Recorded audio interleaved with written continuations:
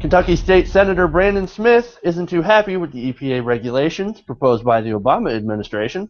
Like many Republicans, he doesn't believe climate change is an issue or even a real thing.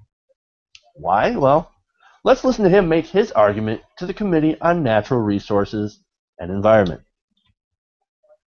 I don't see you as being one of the enemies. I know you've got a very tough job to do, but as you sit there in your chair with your data, we sit up here and ours with our data and the constituents and stuff behind us.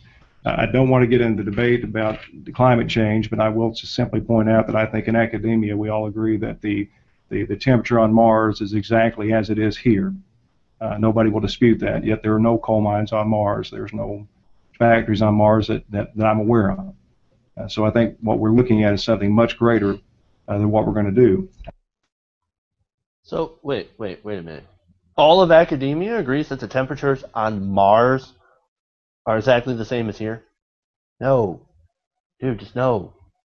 Look, the average temperature on Mars is about negative 81 degrees Fahrenheit. Look, this is a good example of the problem with elected Republicans. They don't even understand science.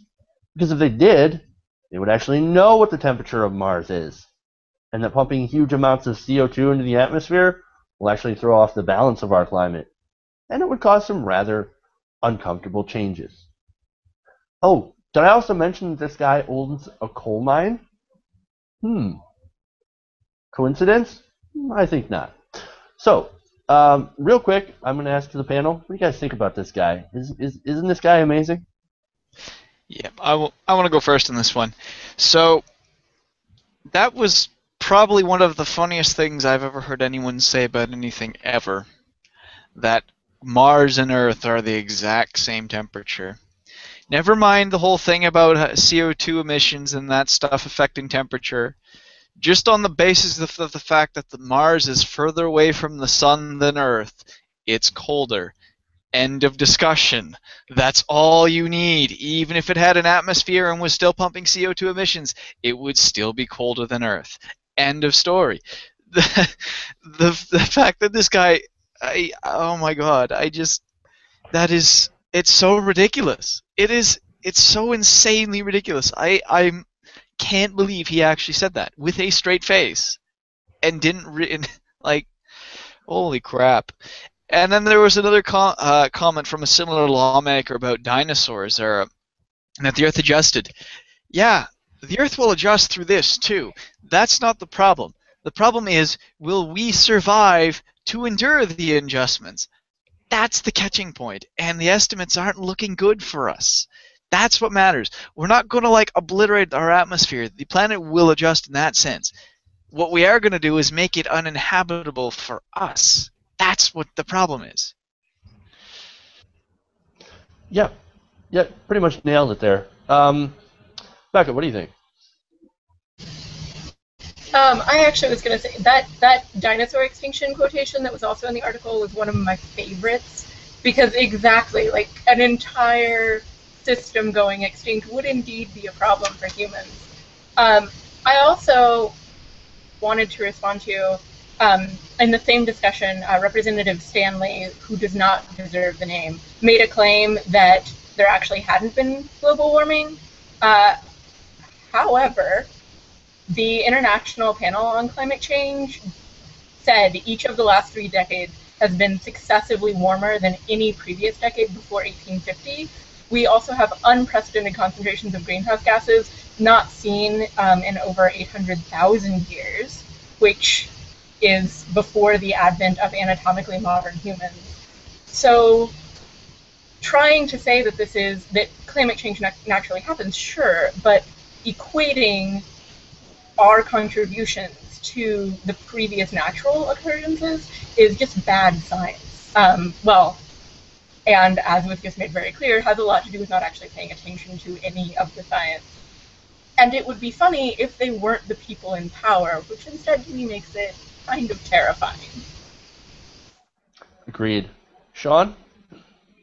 Well, I mean, his comments are ridiculous for 3 reasons, but I just want to get to the first one. Obviously, there's no coal mines on Mars. They've already advanced to some kind of crystallic fusion type power, and that's why they don't use coal anymore.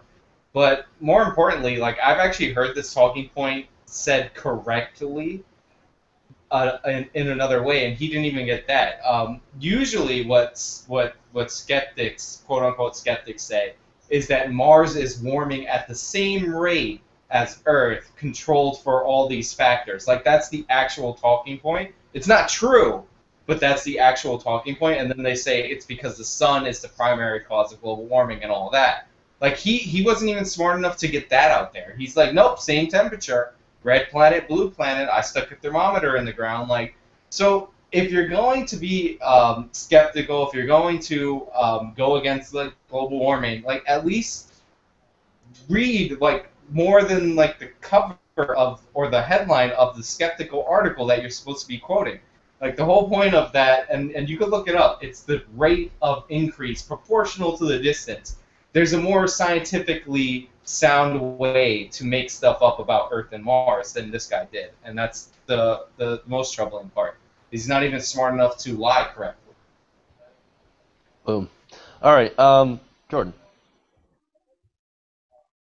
Well, I want to point out what everybody else is missing, like the real just absurdity to this guy's statement, more so than claiming that Mars is the same temperature as Earth and no one debates that, is that he didn't say that in academia there's no debate that. He said that we in academia, meaning this man who thinks Earth is the same temperature as Mars, called himself part of academia.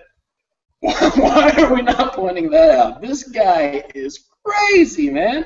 And then now I want to also kind of to shift the conversation just a little bit here and point out that, like, yeah, obviously there's a financial motive in this particular instance, but you know, there's that great quote about oh gosh, I'm going to totally mess up who it's attributed to. I want to say it's Neil deGrasse Tyson, but pointing out, you know, you look at the legislatures and the people who run our country, and it's businessmen and lawyers, and that's basically it. There's no scientists, there's no engineers, there's no, you know, all that.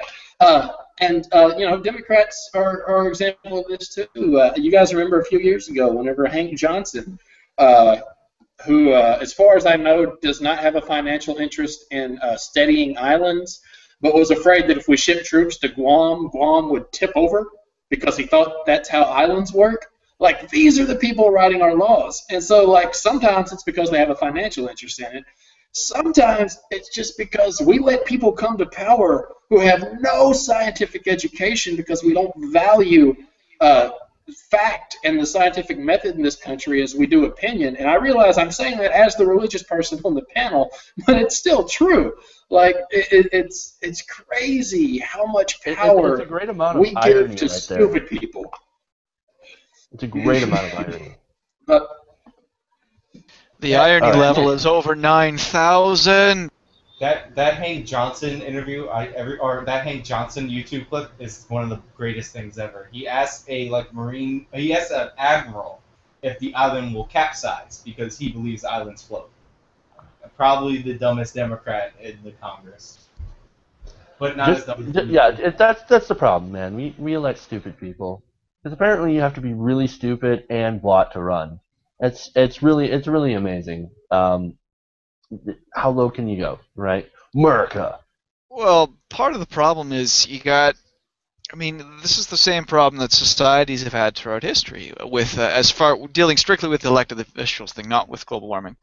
But I mean, Schenck often cites that one thing about like a third of when the United States first declared its independence, a third fought, a third were neutral, and a third fought for the British.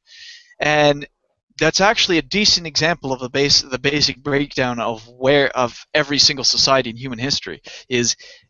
I mean, I think Voltaire did it best in his book Candide, where at the end he basically has the guy, one person's trying to say God's did all these terrible things to the character throughout the book, and he's like, no, I don't even care about that.